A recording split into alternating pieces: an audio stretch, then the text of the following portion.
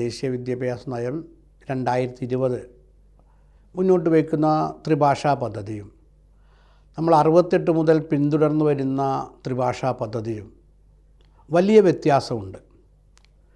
68 പ്രഖ്യാപിച്ച ത്രിഭാഷാ പദ്ധതിയിൽ വാസ്തവത്തിൽ 2 ഭാഷകൾ നിർബന്ധിത ഭാഷകളായിരുന്നു. ആ ഭാഷകളെക്കുറിച്ച് പറഞ്ഞ കാര്യങ്ങൾ കൂടി വളരെ തെറ്റിദ്ധാരണ ജനിപ്പിക്കുന്നതാണ്. എന്തായിരുന്നു ആ ത്രിഭാഷാ പദ്ധതിയുടെ സൂത്രവാക്യം? ഒന്നാമത്തെ ഭാഷ കുട്ടിയുടെ മാതൃഭാഷ.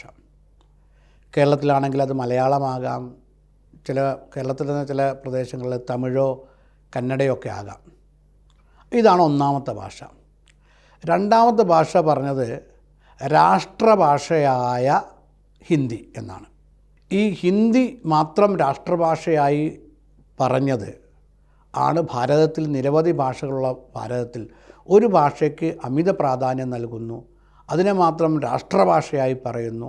ഭാരതത്തിലുള്ള എല്ലാ ഭാഷകളും രാഷ്ട്രഭാഷ ദേശീയ ഭാഷകളായിരിക്കെ ഒരു ഭാഷയ്ക്ക് മാത്രം എന്തുകൊണ്ട് പ്രാധാന്യം എന്ന രീതിയിൽ ഭാഷകൾ തമ്മിലുള്ള വിഭജനം ഉണ്ടായി. അതിൻ്റെ കാരണത്താലാണ് നമ്മുടെ തമിഴ്നാട് പോലുള്ള സംസ്ഥാനങ്ങൾ ഈ പദ്ധതി സ്വീകരിക്കാതിരുന്നത്. കഴിഞ്ഞ 50 വർഷമായിട്ട് അവിടുത്തെ പൊതുവിദ്യാലയങ്ങളിൽ പഠിക്കുന്ന കുട്ടികൾക്ക് ഹിന്ദി ഭാഷ പഠിക്കാനുള്ള അവസരം അതോടുകൂടി നിഷേധിച്ചു. മൂന്നാമത് പറഞ്ഞത് സർവ്വദേശീയ ഭാഷയായ ഇംഗ്ലീഷ്. നോക്കൂ, സർവ്വദേശീയ ഭാഷയായിട്ട് ഇംഗ്ലീഷ് മാത്രമല്ല ഉള്ളത്, നിരവധി ഭാഷകളുണ്ട്.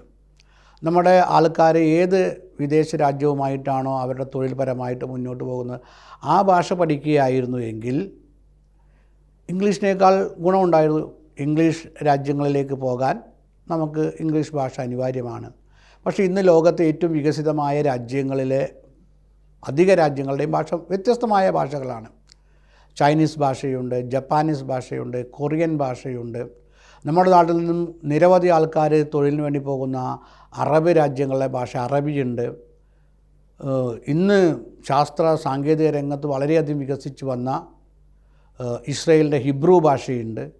ഈ ഭാഷകളെ ഒന്നും നമ്മൾ നമ്മുടെ വിദേശ ഭാഷകളായി ഭാരതത്തിലെ വിദ്യാർത്ഥികൾക്ക് പഠിക്കേണ്ട ഭാഷകളായിട്ട് പരിഗണിച്ചില്ല. ഇംഗ്ലീഷ് മാത്രം പഠിച്ചാൽ മതി എന്നുള്ള ഒരു രീതിയിൽ ഇംഗ്ലീഷും ഹിന്ദിയും അടിച്ചേൽപ്പിക്കുന്ന ഒരു ത്രിഭാഷാ പദ്ധതിയായിരുന്നു അത്.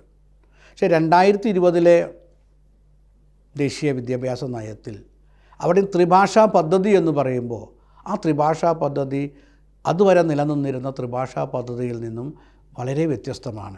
ഇവിടെ ഇത്രയേ പറഞ്ഞിട്ടുള്ളൂ, കുട്ടി ഏത് ഭാഷയിലാണോ പ്രാഥമികമായിട്ടുള്ള സാക്ഷരത നേടുന്നത്, സാധാരണ അത് ആ കുട്ടിയുടെ മാതൃഭാഷയാകും, അല്ലെങ്കിൽ ആ പ്രദേശത്ത് ഏറ്റവും കൂടുതൽ ഉപയോഗിക്കുന്ന ഭാഷയാകാം. ആ ഭാഷയെ ഒന്നാം ഭാഷയായി സ്വീകരിക്കുക.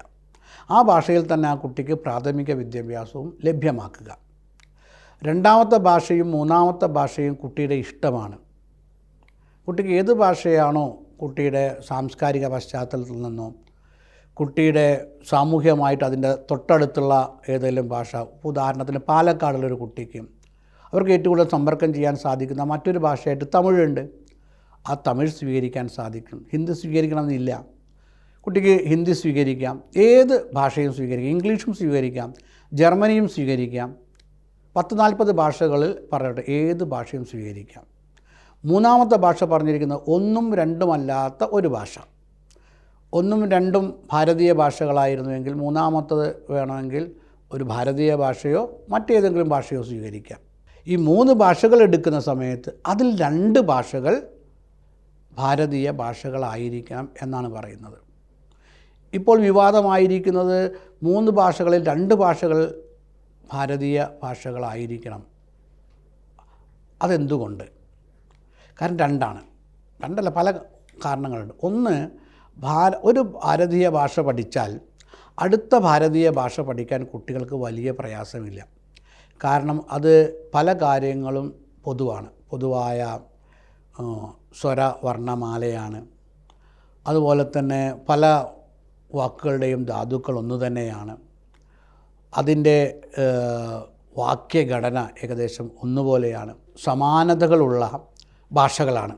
അപ്പോൾ നമ്മളൊരു വാഹനം ഡ്രൈവ് ചെയ്യാൻ പഠിച്ചു, ഒരു കാറ് ഡ്രൈവ് ചെയ്യാൻ പഠിച്ചാൽ അതുമായിട്ട് സാമ്യമുള്ള ഏത് കാറും വളരെ പെട്ടെന്ന് ഡ്രൈവ് ചെയ്യാൻ പഠിക്കാൻ പറ്റും. ഇപ്പം നമ്മൾ ഭാരതത്തിൽ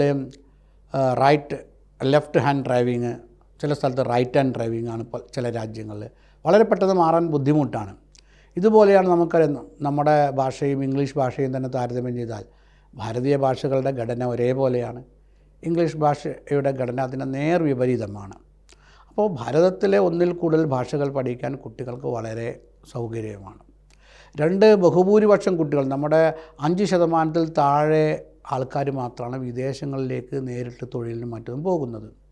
അതുകൊണ്ട് തന്നെ ഭാരതത്തിലെ വളരെ അടുത്തുള്ള തൊഴിൽ മേഖലകളിലേക്ക് പോകാൻ നമ്മുടെ 2 ഭാഷകൾ പഠിക്കുന്നതാണ് ഏറെ അഭികാമ്യം. മാത്രമല്ല, ഭാരതത്തിലെ ഭാഷകൾക്കുള്ളിലുള്ള ഏകാത്മത, ജീവിത മൂല്യങ്ങൾ, ജീവിത ദർശനങ്ങൾ എന്നതെല്ലാം സമാനമായതുകൊണ്ട് കുട്ടികളിൽ ഭാരതീയ ജീവിത വീക്ഷണവും ജീവിത ദർശനവും ജ്ഞാനപരമ്പരയൊക്കെ ഉൾക്കൊള്ളാനും അത് കൂടുതൽ സഹായിക്കുന്നു. ഈ ഒരു പശ്ചാത്തലത്തിലാണ് 2 ഭാഷകൾ, ഭാരതീയ ഭാഷകൾ പഠിക്കണം. മൂന്നാമത്തെ ഏത് ഭാഷയും പഠിക്കുക. 4മതൊരു ഭാഷ പഠിക്കണമെങ്കിൽ ഒരു തൊഴിൽ നൈപുണി എന്ന രീതിയിൽ 4മതൊരു ഭാഷ പഠിക്കാൻ കൂടി വിദ്യാലയ തലത്തിൽ, സെക്കൻഡറി തലത്തിൽ അനുവാദം നൽകുന്ന രീതിയിലാണ് നമ്മുടെ പുതിയ ദേശീയ വിദ്യാഭ്യാസ നയവും NCF-ഉം തയ്യാറാക്കിയിരിക്കുന്നത്. അതുകൊണ്ട് ഭാഷാ പഠനത്തിൻ്റെ മനഃശാസ്ത്രപരമായ കാര്യവും തൊഴിൽപരമായ കാര്യവും സാംസ്കാരികമായ കാര്യങ്ങളും എല്ലാം പരിഗണിച്ചുകൊണ്ട് വളരെ ലളിതമായി കുട്ടികൾക്ക് സ്വീകരിക്കാൻ സാധിക്കുന്ന, കുട്ടികളുടെ ഭാവി സുരക്ഷിതമാക്കുന്ന രീതിയിലുള്ള ഒരു ഭാഷാ നയവും സംവിധാനങ്ങളുമാണ് ഇപ്പോൾ കേന്ദ്ര സർക്കാർ നടപ്പാക്കിക്കൊണ്ടിരിക്കുന്നത്. എല്ലാ സംസ്ഥാനങ്ങളും ആ രീതിയിലാണ് അത് പിന്തുടരേണ്ടത്. അതിന് മുന്നോടിയായി കേന്ദ്ര സർക്കാരിൻ്റെ കീഴിലുള്ള കേന്ദ്രീയ വിദ്യാലയങ്ങൾ, നവോദയ വിദ്യാലയങ്ങൾ, കേന്ദ്ര ഭരണ പ്രദേശങ്ങളിലെ പൊതുവിദ്യാലയങ്ങൾ, ടിബറ്റൻ വിദ്യാലയങ്ങൾ, സൈനിക വിദ്യാലയങ്ങൾ, അതുപോലെ തന്നെ വലിയൊരു സ്വകാര്യ വിദ്യാലയങ്ങളുടെ ഒരു വലിയ ചെയിൻ CBSE മേഖലയിലുണ്ട്. അതിൽ തന്നെ നിരവധി ഇങ്ങനെ ഭാരതത്തിൻ്റെ സാംസ്കാരിക പാരമ്പര്യത്തിൽ പ്രേരണ ഉൾക്കൊണ്ട് പ്രവർത്തിക്കുന്ന വിദ്യാഭവൻ, വിദ്യാനികേതൻ, അതുപോലെ അമൃത, നിരവധി വിദ്യാഭ്യാസ സ്ഥാപനങ്ങളുടെ എല്ലാം കാലമായിട്ടുള്ള ഒരു ആവശ്യമാണ് ഈ 2 ഭാഷ എന്നതിൽ നിന്ന് മാറ്റി 3 ഭാഷയെങ്കിലും പഠിക്കാൻ ഉള്ള അവസരം വേണം. അതിനൊരു അവസരം ഇപ്പോൾ വന്നിരിക്കുകയാണ്. ഈ സുവർണാവസരം എല്ലാവരും പ്രയോജനപ്പെടുത്തണം.